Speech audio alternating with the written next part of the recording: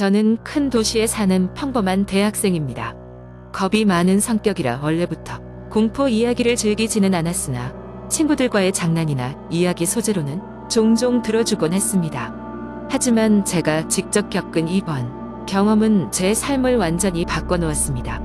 이 무서운 경험을 글로 남기기로 결심한 이유는 누군가 같은 일을 겪었거나 겪을지도 모르는 사람들에게 경고의 메시지를 전달하고 싶은 마음에서입니다. 모든 일은 여름방학 때 시작되었습니다. 방학 동안 학교에서 해야 할 프로젝트 때문에 집 근처 작은 도서관에서 자료를 찾고 있었습니다. 도서관은 크게 붐비지 않고 조용해서 밤 늦게까지 공부하기에 좋았습니다. 10시가 넘은 늦은 밤 도서관에서 혼자 남학 프로젝트에 열중하고 있었는데 문득 창밖에서 사람이 지켜보고 있는 느낌이 들었습니다. 처음에는 단순한 착각이라고 생각했지만 그 느낌이 너무도 현실적이어서 무시할 수 없었습니다. 그렇게 한참을 지나고 밖을 보니 고요한 도로에 아무도 없는 것처럼 보였습니다. 이상한 기분을 억누르며 다시 책에 집중하려 했습니다. 하지만 그때 뭔가가 창문을 두드리는 소리가 들렸습니다. 심장이 덜컥 내려앉는 것 같았습니다. 도서관의 3층이었기 때문에 누군가가 창문을 두드릴 수 없었는데도 분명히 들렸습니다. 용기 내어 창문을 열어 보았지만 거기엔 아무도 없었습니다. 오히려 그림자마저 너무도 평범해 보였죠. 그때는 그저 피곤해서 헛것을 본 것이라고 생각했습니다. 프로젝트가 다 끝나면 이런 일도 사라지겠지 하고 대수롭지 않게 넘겼습니다. 하지만 그 일이 있고 나서부터 집에 돌아갈 때마다 이상한 일이 계속 생겼습니다. 처음엔 누군가 뒤따라오는 느낌이었습니다. 뒤를 돌아보면 아무도 없었지만 발걸음 소리나 작은 그림자들은 분명 제 뒤를 이어졌습니다. 이상한 기운에 사로잡혀 친구들에게 이야기해도 그들은 그저 웃으며 넘어가기 일쑤였습니다. 그러던 어느 날 집에서 잠을 자던 중 이상한 꿈을 꾸기 시작했습니다. 꿈 속에서 저는 도서관에 있고 긴 복도를 따라 어딘가를 향해 달려가고 있었습니다. 복도의 끝에는 어둠에 감싸인 문이 하나 있었는데 그 문을 열면 어떤 끔찍한 일이 생길 것처럼 느껴졌습니다. 하지만 발걸음은 멈출 수 없었고 결국 문을 열어보니 그 안에는 얼굴이 일그러진 채 웃고 있는 사람이 자리하고 있었습니다. 그 얼굴은 어디선가 굉장히 익숙한 느낌이 들었지만 기억이 나지 않았습니다. 그는 부드럽게 저를 손짓하며 가까이 오라고 했고 저는 끔찍한 공포에 사로잡힌 채 몸이 움직이지 않았습니다. 이상하게도 그는 말을 한마디도 하지 않았지만 그 주변의 공기는 무겁고 차가워졌습니다. 결국 소리 지르며 깨어났고 식은땀으로 온몸이 젖어 있었습니다. 그 후로 같은 꿈을 매일 꾸게 되었습니다. 점점 더 자세히 보게 된 그의 얼굴은 그날 도서관 앞 유리창에 스쳐가던 그림자와 비슷했습니다. 그가 꾸어준 꿈과 현실이 착중되며 더 큰 공포가 밀려왔습니다. 이제는 집에 있던 도서관에 있던 그의 존재감을 느끼게 되었고 정신적으로 기진맥진해졌습니다. 결국 정신과 상담을 받기로 결심했습니다. 상담사에게 모든 이야기를 털어놓았고 이상한 꿈과 스트레스에 시달리는 저를 이해해 주려 했습니다. 모든 이야기를 듣고 난 후 상담사는 이렇게 말했습니다. 이런 현상은 가끔 트라우마나 심한 스트레스로 인해 나타날 수 있습니다. 중요한 건 그 꿈속 인물이 누구인지 파악하는 것입니다. 어쩌면 당신이 무언가를 잊고 있거나 억압된 기억 속에 그가 존재할지도 모릅니다. 긴 시간 동안 그에 대해 생각하고 기억을 되짚어보기로 했습니다. 그 사람이 누구인지, 도대체 어떤 연관이 있는지, 그가 왜 나를 쫓아다니는지 알아내기 위해 노력했습니다. 하지만 답은 쉽게 나오지 않았습니다. 며칠 후 도서관에서 일하고 있는 친구에게 매일 꾸는 꿈에 대해 이야기했습니다. 꿈속 묘사했던 얼굴을 설명하자 친구는 갑자기 얼굴이 창백해지며 이렇게 말했습니다. 너 혹시 박 교수님 알고 있어? 전에 그분이 도서관에서 림프 강연하셨던 분이거든. 하필 강연 후에 알 수 없는 사고로 돌아가셨는데 꿈속 인물이 왠지 그분 얼굴과 비슷한 것 같아 그 순간 모든 퍼즐 조각이 맞춰져가는 느낌이 들었습니다. 왜 그 건물에서 그러한 꿈을 꾸고 왜 그가 매일 나를 찾아오는지 이해가 되었습니다. 하지만 그 모든 것들이 너무나 섬뜩하게 느껴졌습니다. 결국 나는 다시 도서관에 가서 그 사건에 대해 더 알아보기로 했습니다. 조사를 하기 시작하면서 도서관의 오래된 신문 기사와 기록을 뒤졌습니다. 그리고 정말로 그 강연 이후 사고로 사망한 박 교수에 대한 기사를 발견하게 되었습니다. 기사에 따르면 정밀한 이유는 밝혀지지 않았지만 교수는 도서관에서 강연 다음날 아침 싸늘한 주검으로 발견되었다 했습니다. 그리고 이상한 점은 그가 발견된 곳이 바로 제가 꿈속에서 문을 열었던 그 복도였습니다. 이후 도서관의 관계자에게서 들은 이야기도 충격적이었습니다. 교수는 그 당시 어떤 자료나 연구를 열심히 진행 중이었고 사용자들이 잘 가지 않는 저쪽 복도 끝방에서 자료를 찾아다녔다고 들었습니다. 이제 모든 것들이 이치에 맞는 것처럼 보였습니다. 하지만 그걸로 끝낼 수 없었습니다.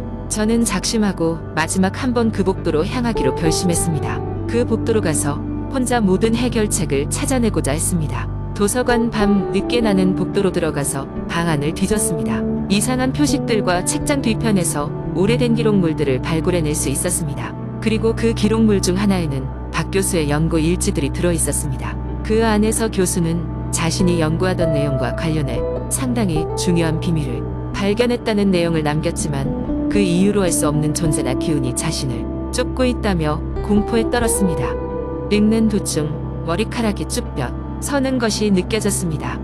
이 모든 것이 현실로 합쳐진다면 나는 지금 연구의 연장선상에 서 있을 뿐 아니라 그 미친 존재가 나를 쫓고 있다는 결론을 내릴 수밖에 없었습니다.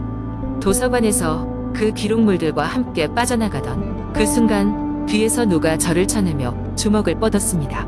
겁에 질려 고개를 돌리니 바로 그 꿈속에서 본 그 얼굴이 가까이 다가오고 있었습니다. 하지만 그는 눈물 가득한 얼굴로 고개를 설레설레 흔들고 있었습니다. 무언가 잘못되었다고, 속일 수 있다고 믿지 마. 여긴 다른 세상이야. 그 한마디를 남기고 그의 모습은 점점 사라지기 시작했습니다. 그리고 정신을 차리고 보니 나는 도서관 복도 바닥에 누워 있었습니다. 손에는 여전히 교수의 기록이 들려 있었고 밖은 밝아오고 있었습니다. 그 후 집으로 돌아와 대충 정리한 기록을 묻은 후 내 삶은 조금씩 안정되기 시작했습니다. 도서관 밖에서의 이상한 기운과 공포는 사라졌지만 여전히 박 교수님의 미해결된 비밀은 남았다는 사실에서 벗어날 수는 없었습니다. 그의 연구와 죽음을 둘러싼 미스터리, 그리고 그로 인해 입은 마음의 상처는 쉽게 지울 수 없었습니다. 결국 나는 그 모든 것을 글로 남겨 여러분께 전하기로 했습니다. 이번 일로 우리는 더 많은 것을 배우고 무언가 위험한 일이 앞에 있을 때 몇 번이고 다시 생각해 보길 바라는 마음입니다. 지금도 도서관 창밖에서는 바람이 스며들며 이상한 소리를 내고 있습니다. 어쩌면 그가 여전히 그곳 어딘가에서 자신의 미완성된 연구와 연관된 기운을 느끼며 돌고 있을지도 모릅니다. 이 이야기를 읽는 여러분들도 만약 비슷한 기운이나 느낌을 느낀다면 절대 가볍게 넘기지 마세요. 그저 밤은 고요할 뿐이지 그 속에 감춰진 비밀은 너무나도 어두울 수 있습니다. 두 번째 이야기였는 날 밤 늦게 나는 대학 생활에 지친 몸을 이끌고 자취방으로 돌아오고 있었다. 평소에는 기숙사에 머물지만 시험 기간이라 조용한 환경이 필요해 자취방으로 온 것이다. 건물은 10층짜리 오래된 아파트였다. 엘리베이터가 고장나 자주 계단을 이용했는데 그날도 어김없이 계단을 오르고 있었다. 10층 방 앞에 다다리자 갑작스런 한기가 느껴졌다. 문을 열기 위해 손잡이에 손을 댔을 딸 등 뒤에서 차가운 바람이 스쳐갔다. 이상하다고 생각하면서도 대수롭지 않게 여겼다. 추운 날씨 때문이겠지라며 묘한 기분을 떨쳐버린 채 방으로 들어갔다. 며칠 후 시험이 끝난 뒤 피곤함에 못이 겨 깊이 잠들어 있었다. 갑자기 이상한 꿈을 꾸었다. 꿈속에서 나는 낯선 소녀를 마주쳤다. 그녀는 새하얀 얼굴에 긴 머리를 늘어뜨리고 있었다. 하지만 무슨 이유에서인지 난 그녀를 볼 수 없었다. 마치 그 소녀가 주변을 감싸는 검은 어둠 속에 녹아들어 있는 것 같았다. 가슴이 답답해졌다.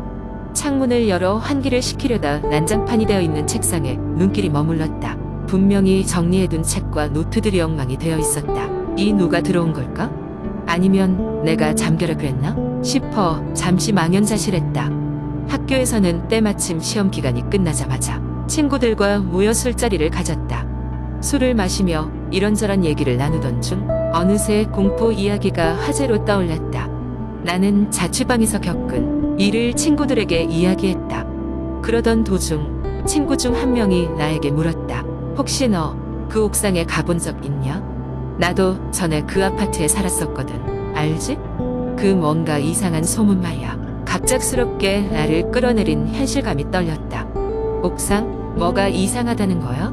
친구는 긴 한숨을 내쉬며 말했다. 거기 살던 사람들 중에 한 명이 자살했대. 그 후로 옥상에 귀신이 나타난다는 소문이 돌았어. 친구의 말을 듣자마자 등골이 오싹했다. 옥상이라니 처음 듣는 이야기였다. 물론 난 옥상을 한 번도 가본 적 없었다. 그런데 어둠 속 소녀라니 뭔가 연결되는 느낌이 들었다.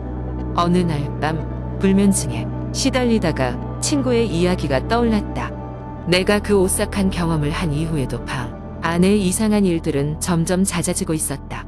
무엇인가 결론을 내리지 않으면 안 될 것 같았다. 강한 호기심과 두려움이 교차하는 가운데 나는 옥상으로 향하기로 결심했다. 핸드폰 손전등을 켜고 비틀거리며 계단을 올라가 옥상으로 가는 문 앞에 섰다. 문은 삐걱거리며 겨우 열리더니 차가운 바람이 맞이했다. 나는 천천히 한 발 한 발 옥상으로 나아갔다. 바람이 더욱 세차게 부는 가운데 옥상이 끝에 서 있는 한 소녀가 보였다. 실제로 보자니 등골이 오싹하며 심장이 멎을 것 같았다. 그 소녀는 꿈에서 본 모습과 똑같았다. 난 숨을 죽이고 다가가려고 했지만 그녀는 갑자기 고개를 돌려 나를 바라보았다. 그 순간 심장이 찢어질 듯한 공포가 밀려왔다. 그녀는 울먹이며 입을 열었다. 도와줘요. 제발 도와줘요. 나는 말을 잃고 어찌할 바를 몰라 했다. 그녀는 눈물을 흘리며 다가왔고 그 순간 나는 얼어붙은 듯 몸을 움직일 수 없었다. 갑자기 그녀가 보이지 않았다. 모든 게 꿈인 것만 같았다. 그러나 공포는 현실이었다. 나는 곧 뒤를 돌아 계단을 내려왔고 방으로 돌아와서야 안정을 찾았다. 다음 날 나는 인터넷에서 옥상 귀신에 대한 정보를 찾기 시작했다. 그 과정에서 방학 동안 그 소녀가 자살을 결심한 이유와 그녀와 관련된 여러 이야기들을 접하게 되었다. 결국 나는 그녀의 혼령이 풀리지 못한 원혼임을 깨달았다. 나는 이 귀신의 원혼을 제대로 달래주기 위해 신부님을 찾아가고 이 모든 사건의 배경을 설명했다. 여러 차례의 의식을 거친 후 그녀는 비로소 평온을 찾을 수 있었고 그 후로 내 방에서는 더 이상 이상한 일이 벌어지지 않았다. 세 번째 이야기. 몇 년 전 나는 서울 외곽의 조용한 마을에서 살던 친구 민수의 집에 초대받았다. 민수는 주말 동안 그곳에서 혼자 시간을 보낼 예정이었고 한적한 분위기에서 스트레스를 풀고 싶다고 했다. 나는 마침 바람을 쐬고 싶었다. 차에 흔쾌히 그의 초대를 받아들였다. 그곳은 생각보다 더 외진 곳이었다. 돌길과 나무로 둘러싸인 작은 오두막한 채가 덩그러니 놓여 있었다. 도착하자마자 민수는 집 안을 보여주었는데 내부는 고풍스럽고 아늑한 분위기였다. 우리는 저녁을 먹고 둘이서 술잔을 기울이며 많은 이야기를 나누었다. 밤이 깊어가자 민수는 우리 집 주변에 전설이 하나 있다고 말했다. 그는 어릴 적부터 마을 어르신들로부터 들은 이야기라며 여기서 밤늦게까지 혼자 돌아다니지 말라고 경고했다. 전설에 따르면 참혹한 사고로 죽은 여자 이 주변을 떠돌고 있다고 해. 그녀는 생전에 멀리서 헤매다 이곳까지 와서 숨을 거두었다고 하지. 외진 곳이라 누구도 그 여자를 도울 수 없었대. 나는 민수의 말을 농담으로 받아들였지만 그의 눈빛은 심상치 않았다. 그는 정말 그 이야기를 믿고 있는 것 같았다. 어쨌든 우리는 피곤한 몸을 이끌고 각자 방으로 들어갔다. 한밤중에 갑자기 눈이 떠졌다. 아스라이 들리는 바람 소리와 나무집 부딪히는 소리에 더해 창문 밖에서 무언가 움직이는 소리가 들렸다. 나는 처음에는 그것이 바람 때문이라고 생각했지만 시간을 지날수록 그 소리는 점점 더 뚜렷해졌다. 나는 무언가 이상하다는 느낌을 받았다.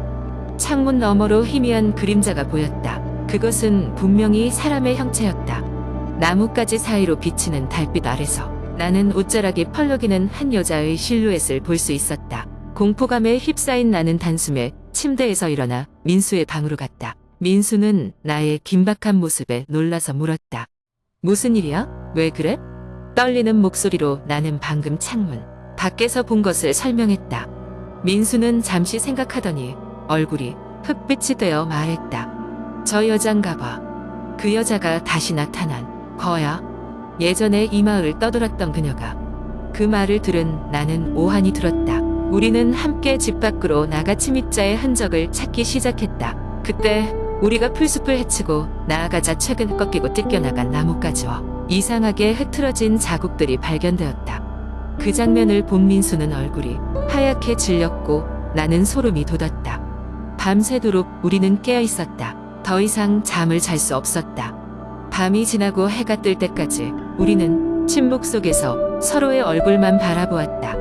그 여자는 더 이상 나타나지 않았지만 그 공포는 우리의 마음속에 깊이 남아 있었다.